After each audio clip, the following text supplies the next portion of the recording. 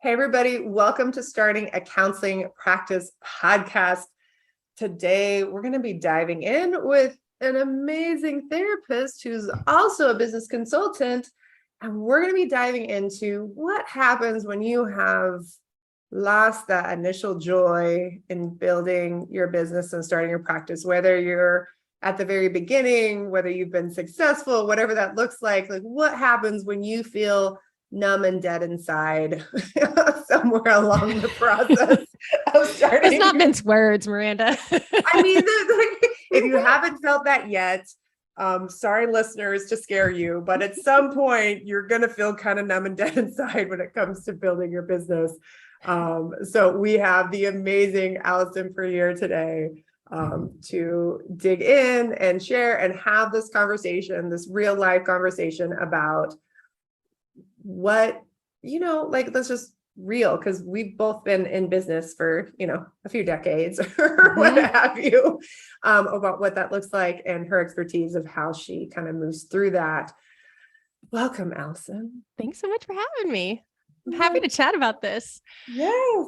And I also love, like me, y'all are way ahead of schedule all the time, right? So you're booking out podcast guests sometimes like a year in advance. And that's that's my love language. I love it. So this idea of when we first booked this, it was about kind of like battling burnout. Yeah. And then y'all were like, actually, can we talk about joy instead? We've been talking about burnout a lot. And I was like, this is like exactly it. I think in terms of like where we were 6 months, a year ago, I mean, certainly people are still burned out. But I think instead of focusing the conversation so heavily on how everything sucks, it can be really helpful to be like, yeah, some things suck. And here's some things that are actually helpful and fun and joyful. Yeah. And what does that look like? I think there's it's, that whole frog in the pot thing that they talk about? Yeah. Do you know that's not actually true? Oh, it's not?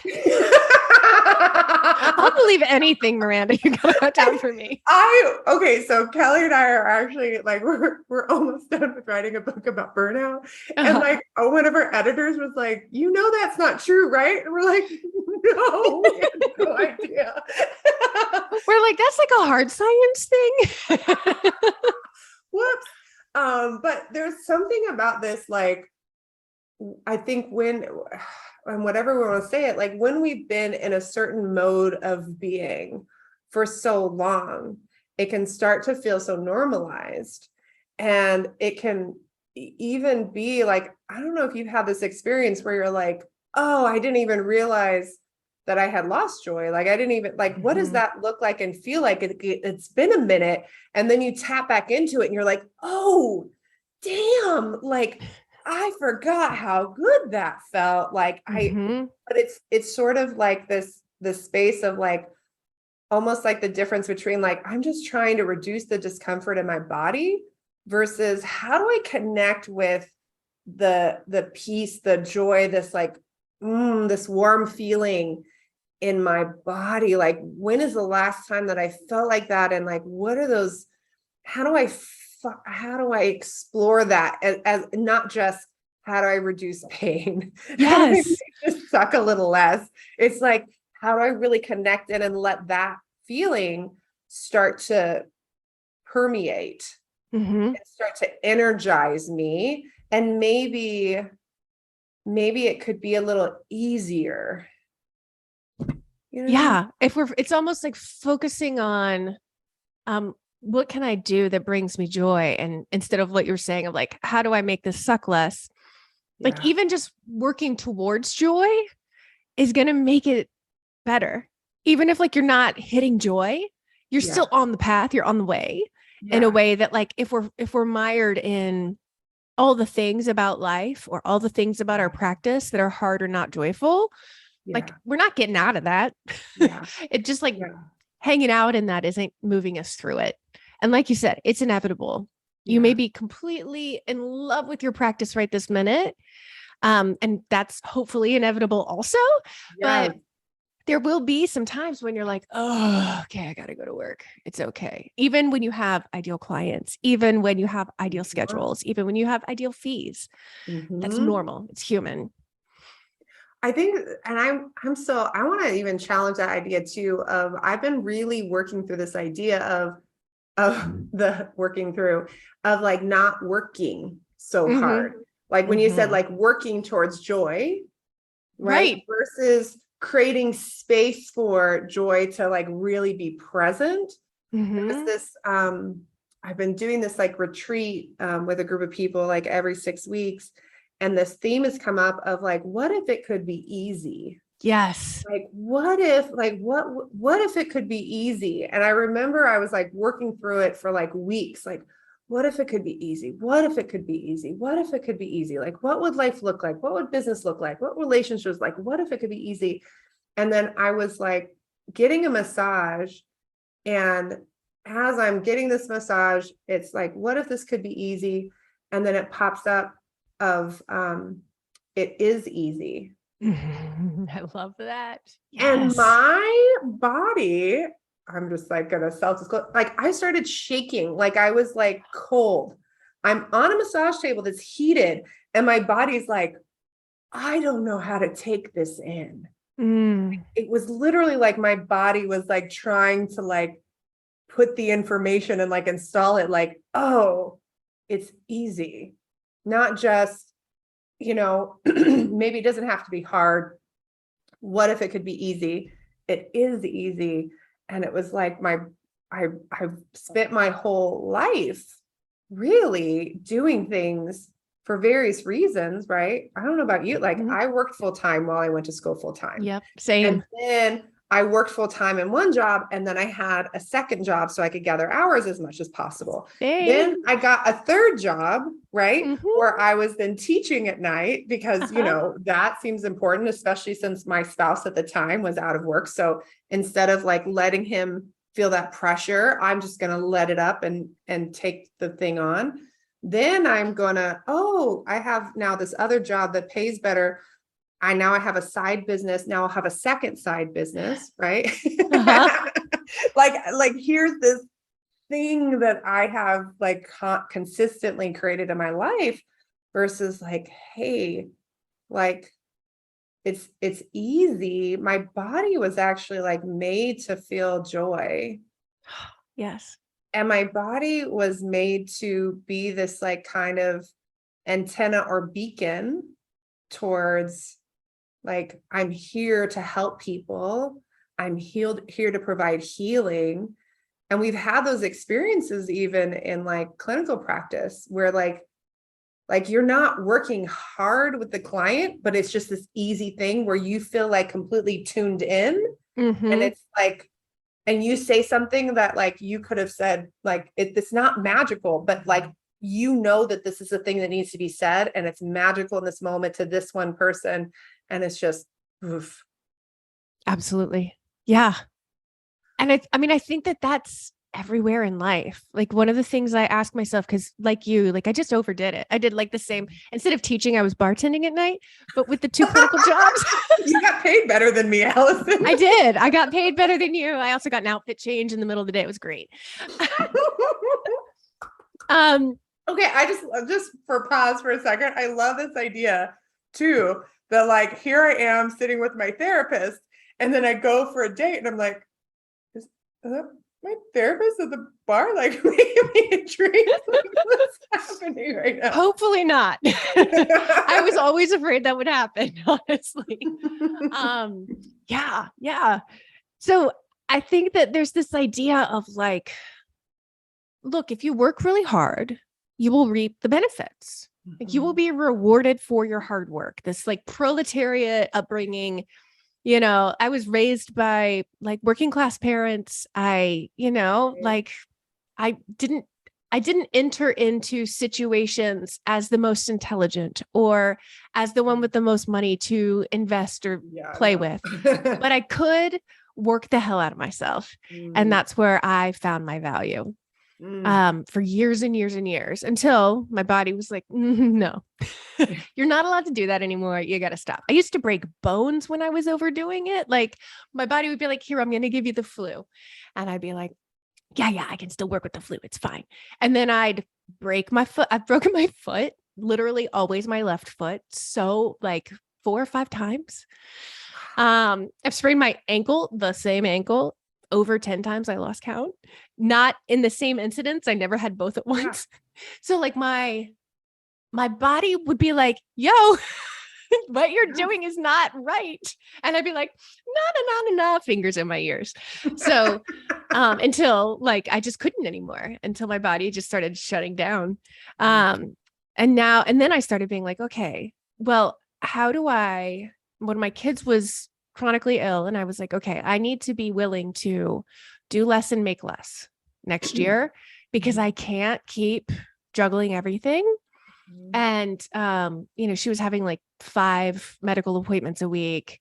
I was still like, Abundance was still fairly young. It was maybe like 2 years old. There's just lots of growth happening, lots of like opportunities I didn't want to say no to, and feeling flattered by, and those kinds of things. And I had to be like, okay, I'm willing to work less and make less, because I am burning the candle at both ends. And I worked less, and I made almost twice as much the next year. And I was like, maybe easy's the answer. Like all my stress that year was around my kids' health. It wasn't around work. The work was fun. The kids' health stuff was not, but the work was like a nice place to escape, but not like in the grief escapes that I'd done in work previously. It was just like, oh, it's time to work now. That's great. Well, and what I hear too is like, okay, maybe even this idea of like, I have to work less. There's no option. And I have such a stressful kind of like what's happening. Like my child is ill. Like this is like so impactful to me personally. So I need 2 things for my business. I need it to be effective from like a time perspective. And I kind of need it to be not an escape, but like a place of respite. Yeah. Right. Like I need it to be fun. Like it, and wow, once I got clear maybe on what's the most important, and then what's the most fun, and that intersection. Yes. Yeah. And that what's fun changes, right? And that's something we also have to keep our eyes on. Like I had this one like offer I used to have for years and years and years, and I loved it. And then all of a sudden, after years of running this program, I was like, I feel anxious after or right before I do this every time. Right before I show up to these group calls, I'm feeling anxious. But like I've been teaching this for years. Like I know what I'm talking about. I have good connections with these people. It's not them. It's me.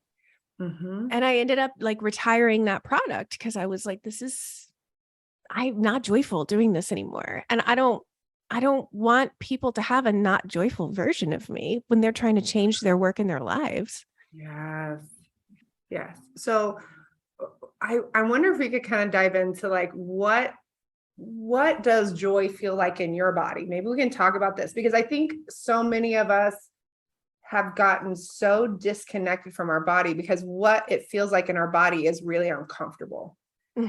So and because we're like, okay, I don't like the way that feels. So I'm going to get disconnected from the negativity, but then I'm also disconnected from the joy and from the good feelings. It's sort of like not one without the other. And then of course, this is where all of these sneaky autoimmune or other physiological things start to pop in, like I have an autoimmune issues. Kelly has other issues. Same. Yeah. Like, that these things start to pop in, and until you can't ignore it, until you have to, it's like your body saying, come back, be here, be present, and going through that. So what are some of the things you've done to reconnect with that joy? And like, what does joy feel like in your body? Yeah. Well, I think like as somebody who lives like 90% of my life so far, like from the shoulders up, I'm still trying to find the words, for how things feel in my body. And I still have to very intentionally check in. But there's this is such a cheesy, thing, but it's like I think about like butterfly wings, and I feel it usually like right in the center of my chest, solar plexus, is that and it just I think it's your heart, like maybe like the heart opening, like if we're doing chakras, right, that would be your heart chakra versus your solar plex versus your. There we go. Yeah. It is higher up. It is heart. Yeah. And I feel it like fluttering in a way that feels very exciting. Like it's not the nervous feeling of fluttering. I definitely lived a lot of my life with that, like constant buzzing. Yeah. It's just like a little flutter. And I've taught myself, like when I notice it, if I didn't intentionally check in to see if it was there, but if I just feel it on the fly, I'm like, oh, wow. Like I am so lucky. Like like this situation or this person or this conversation, like how great is this? And I try to just like be present to the actual joy itself. Cause I've spent so much of my life being like, yeah, that's great. What's next? Yeah. And that's not how I want to do life. It's not how I want to teach my kids to do life. Yes. It's definitely not what I want to model for my clients. Yes. I think it's so interesting. And I wasn't planning to talk about this today, but I think it's so fascinating. So I've been doing some journey work personally, where I'm kind of doing some more in the psychedelic realm of going with a group in an appropriate environment to work and do some of that work. And it's an interesting thing as someone who grew up in the say no to drugs. Like I was not that person in any way, shape, or form. Like anything about that, I'm like, what is going on? And I remember when people first started talking about like microdosing psilocybin, and I was like, you're doing like what?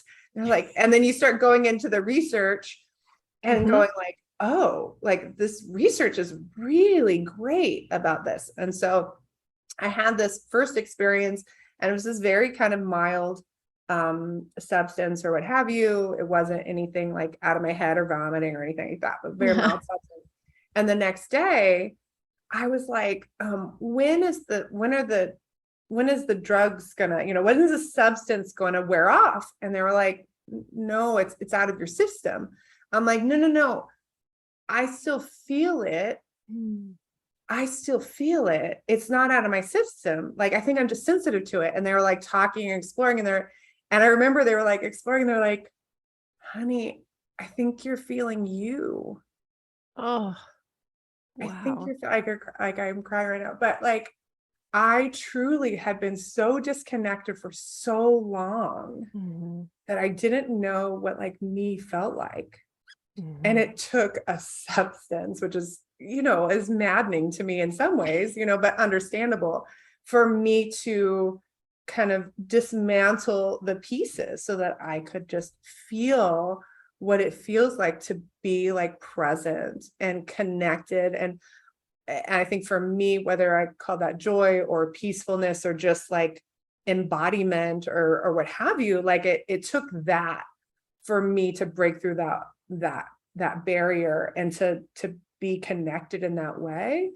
And so I think that's a hard thing, right? As therapists, we're like, I had done so much therapy and EMDR, and like I had done all of these things to like work through my trauma and be present in my body and do the acro and the fire spinning, like all these different things and all the yogas and all the things. And yet I was still really like, I was blocked from being able to feel that flutter, to feel that connect deep down. And so I think there's, for those of you who are listening, I'm not recommending you all go out and get substance, but if you're like struggling and going like, what's going on? Like if it's a struggle to find that, if you haven't felt that flutter for a long time, it might be really quiet.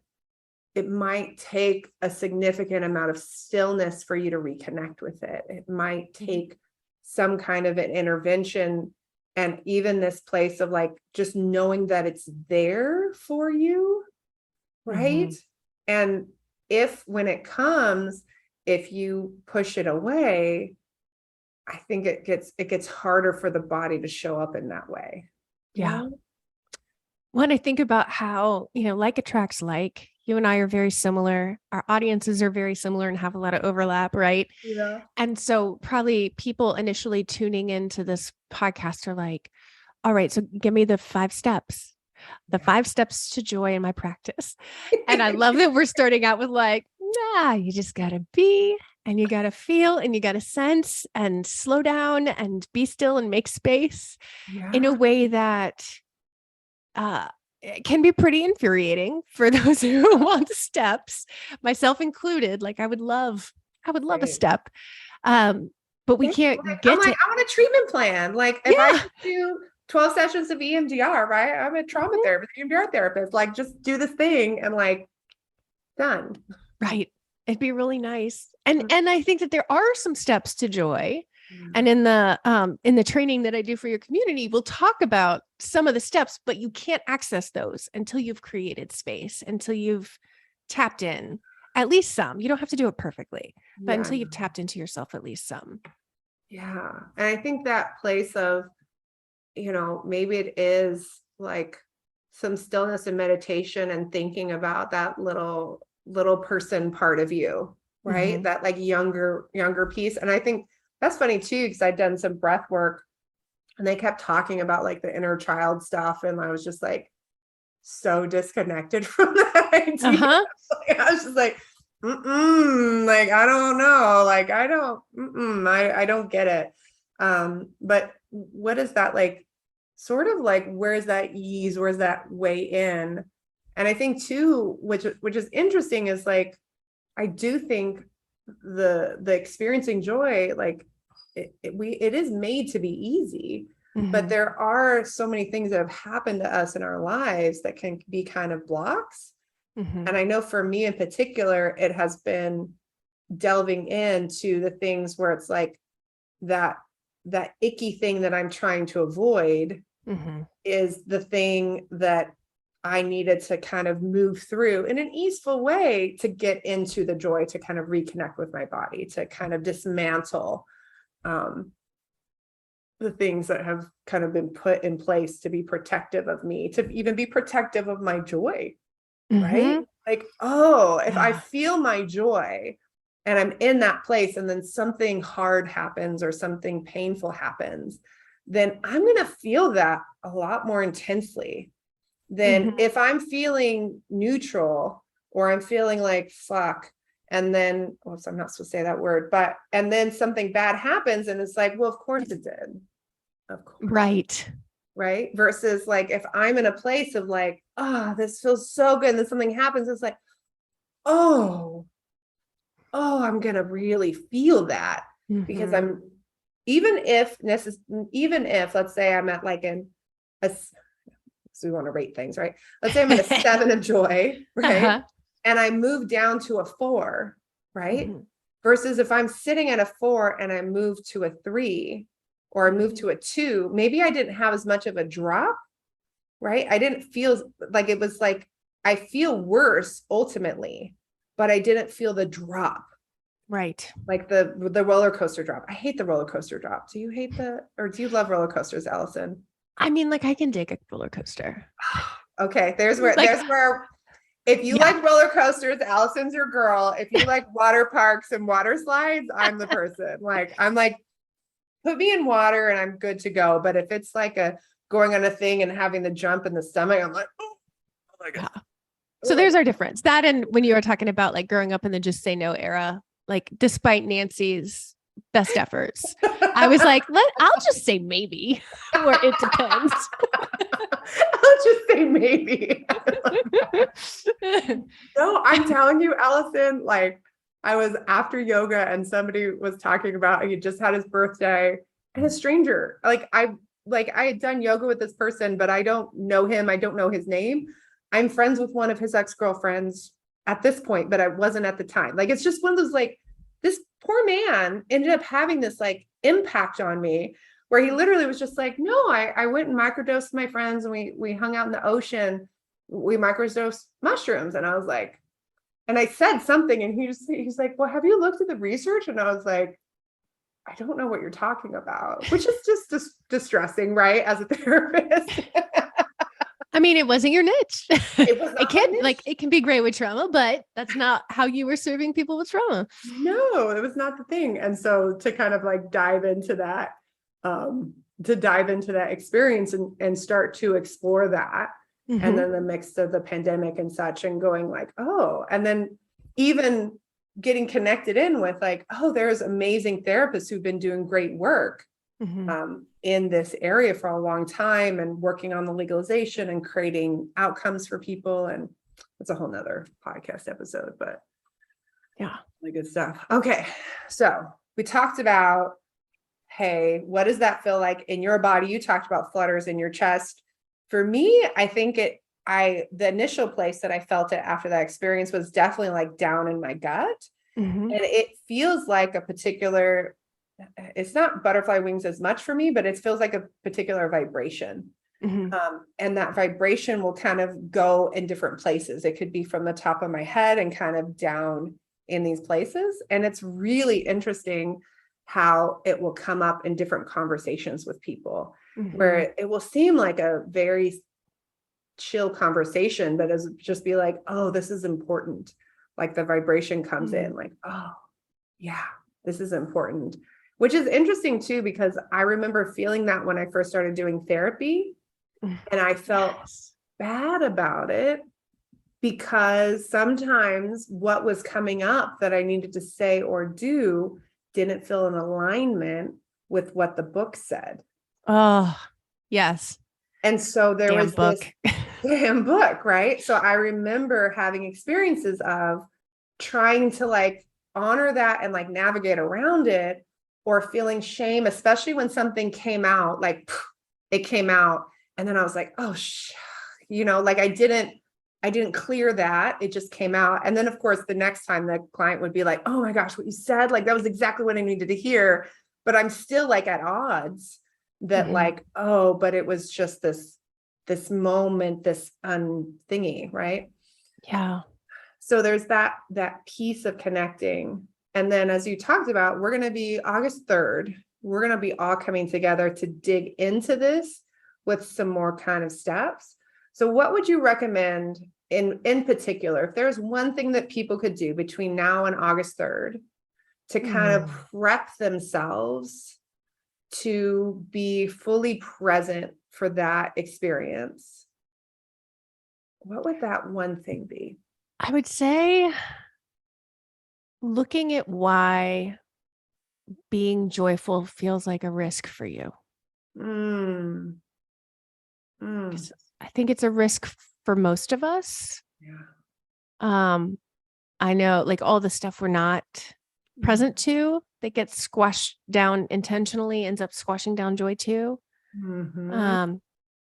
So I would look at like, what are your yes buts inside when you think about giving space or letting go or investing in joy, whether that's in your business or your life.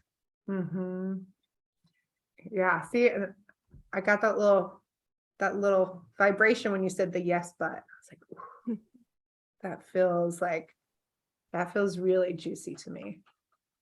Oh my goodness. Well, I'm really excited to have you come and talk and train for like almost an hour. August 3rd. If y'all want to come and dive into that, this is a free training with Allison. To dive into this experience, you can just go to zinnyme.com and click on free, and we'll have all the information in there, or click on the podcast where you're in the show notes. There's so many ways to get the information that you need. But we're here for it. Allison, thank you for being your amazing you. I'm so happy to get to chat with you. As always. And until next time, y'all, just remember your clients, this world, like it needs you in particular. And it does need this like fully embodied version of you.